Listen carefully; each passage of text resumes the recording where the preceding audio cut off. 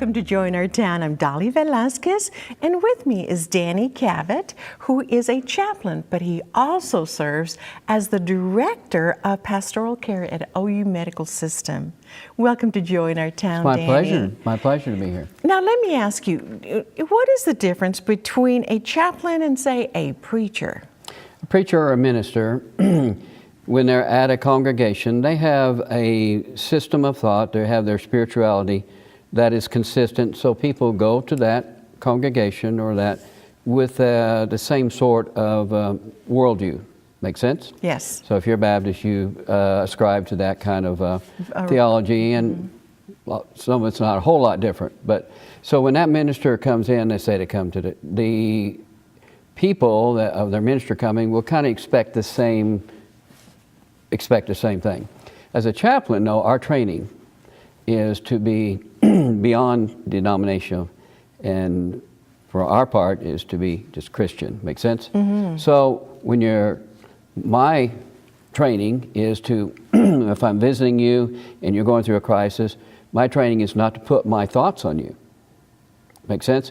I want to listen theology, to you. basically your set of belief system, and to just come in. And it's true, because my husband's a pastor. Right. And when we go visit somebody, we already know what they believe. And you're going to offer what your denomination, or you might call it sacrament. Our biblical worldview of things are already in common. I can't imagine how difficult it is for a chaplain to walk in cold turkey, not knowing, is this person a Christian? Or if this person is, are they Baptist, Methodist, what are they? And so that's pretty difficult. Well, we have a certain way to do that, and in our training to do that. Basically, number one, though, you really kind of need to have a gift to do that sort of thing, I believe, okay? I do a lot of training, and some people really aren't really where they need to be.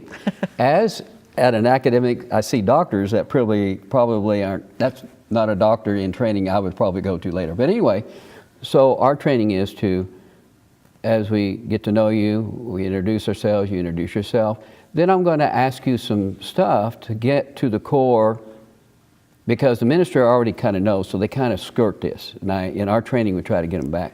Is, okay, Dolly, what do you hope to gain by being here today? In this hospital stay. What do you hope to come about? So basically, you have a set of questions to be able to get at the heart of the issue of where that person's coming from. In the beginning. And then when I come back, then we are already friends and they know where we're coming from. And so I'll ask what you hope, and this is called a hope assessment. Now, other places may use a faith assessment. It's just different words to keep you online. Does that make sense? Yes, totally. So hope, H stands for what do you hope to accomplish, or what has given you hope in the past. O is what sort of organizations are you connected with, because connection is a part of my definition of spirituality. I can go in that later if you want me to, but where are you connected? If you're not connected, then we get so many people that aren't members of any church, or they're members of church but they're not connected. So where you feel connection, because if you feel connection, we know that you do better physically, okay? So if they mention church right off the hand, if they mention family, then I'm going to use this later. Okay. Then P is personal. What personally has given you strength in the past? And this is my segue. This is my way of getting into prayer. If they don't mention prayer at all, okay, then we're going to have to, it's probably not going to help them. They probably will feel very uncomfortable if I start offering out of the blue. But it's our segue, because most people in Oklahoma will say prayer. So that's my okay. And then E is two things.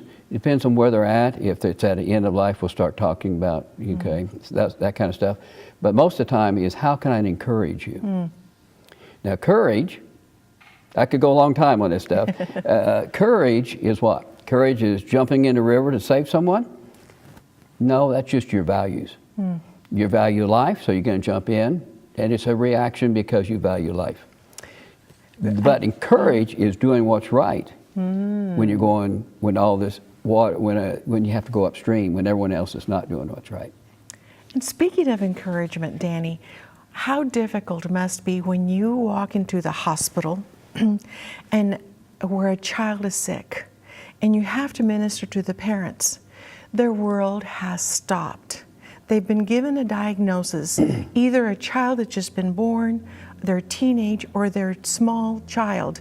They've been given a diagnosis that they never expected to hear.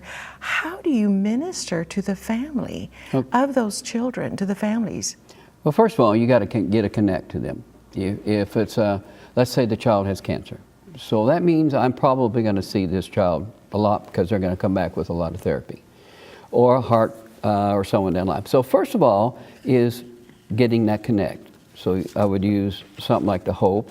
But the fact I'm on a lot of these teams helps. And that I kind of know. So first thing, I'm going to find out what else has happened to them. Because we need to find out what sort of stress besides a kid. Now we understand that certain things, everything that happens to you in life, we can measure it scientifically, and it has a numerical stress value. Really? Yes. That leads me to another question, but I'll let you finish that. Go ahead, thought. So how much stress is here? So that is the first part of this equation that I use. That's the A part. What's going on here? And this event of a sick child is very big in American society. The number one stressor in American society is losing a child to death. Because it happens so seldom, less than 1%. Really? So to lose or have the prospect of losing, or get my point there, makes that event. But there could be other stress going on. So the next thing I would want to go to is find out what sort of coping mechanisms, what sort of resources do they have. And then as an encourager, I want to encourage them what's helped you in the past, to encourage them to do those sort of things. This is where the church, the connection, prayer, all these things, and then also what resources. And then third part is your perception. If I were to say to you, Dolly, you have, I'm the doctor, you have Hodgkin's lymphoma, that's a cancer, and you probably think, Lord, save me. But I tell you, it's already 90% curable. So that changes your perspective. Absolutely. So you have more chance of dying crossing the interstate than you would. That. So that's a very quick synopsis.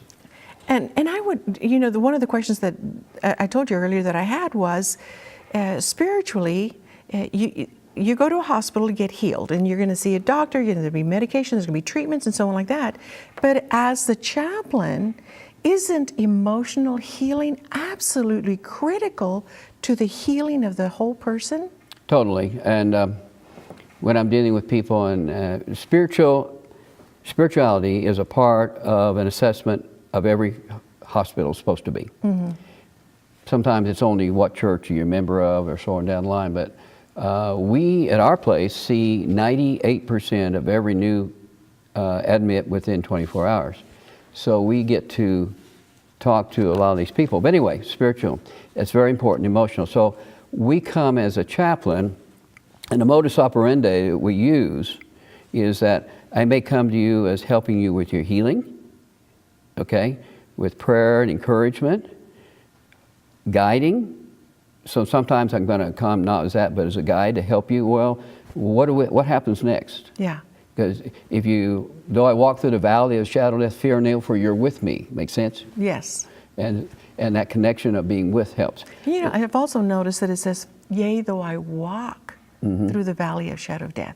It doesn't say, yea, though I skip over, yea, though I jump over, though I run through, or just I have somebody else to go to jump over it for me.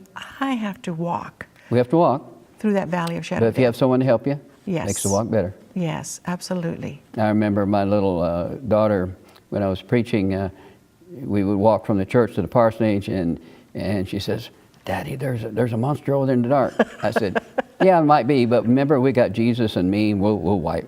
And she was all right. The third part is sustaining, is that we're going to be there for you, and that's very important for ministers to always be there.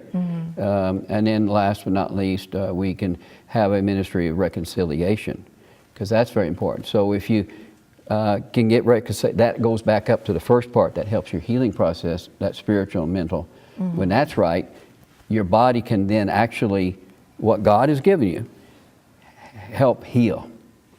And I can give you stories. I got a girl that was going to have her pericardium. That's the sac the heart's in. The surrounds the sac. Was going to have to take it all out. Had a heart camp, and she was nervous. She was scared, and she was having fainting. She was so scared. And I said, well, let's do this. Let's learn how to meditate. And I have a little program, and we hooked her up to a computer, and I showed her how to meditate, and encouraged her not just to go blank, but to think on something that God's going to do for her. And we practiced that at camp. Next week, she's going to have the surgery. And so I got her to get this computer screen to go green. That means that she relaxed. So she comes the day before. We practice it again for her labs. The morning of the surgery, of course, I'm there for prayer. And I said, are we going to practice it again? She got right to green. She went to the ICU, okay? And it was going to be a week stay. She was only in there 2 days because she practiced it. Get my point? Yes. And totally. of course, when you do that, you call on God to help you. And so it will make a difference. I have a personal testimony that I was diagnosed because of an emotional trauma. Actually, my niece passed away when she was 15, 11 days after they found out she had cancer. I was diagnosed, as a result of that trauma, I was diagnosed with fibromyalgia. And I discovered it affects everything. I couldn't talk on the phone, couldn't carry the car keys, everything was painful. My children were little, they would touch me on the arm, and it was so painful. I'd lay in bed and the tears would just stream down, and they would come to the bed and touch it, and it was searing pain. And I had to turn my mental mind around to say, what can I still do? And I knew that I still had the power of prayer. And I decided that the stronger the pain came, that the more that I was going to pray. It was like Pavlov's dogs. You rang the bell and they started salivating. And it was, Satan, you ring the bell of pain, and I'm going to start praying in tongues. I'm spirit-filled. And I'd be at the grocery store and I'd start praying in tongues. And I'd be at home, and I had a little one that was 2 years old, and he'd look at me, start praying, imitating me. The emotional aspect is so much, especially for these sweet parents and these families that are being affected by something that is so traumatic. And it was the loss of a child. It's my identical twin sister's niece that passed away.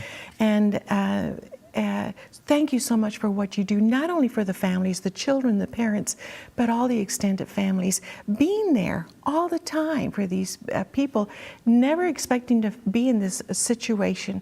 And I'm so thankful for you, Danny Cavett, and for all of our chaplains. I just thank the Lord. We'll be right back with more of Joy in Our Town.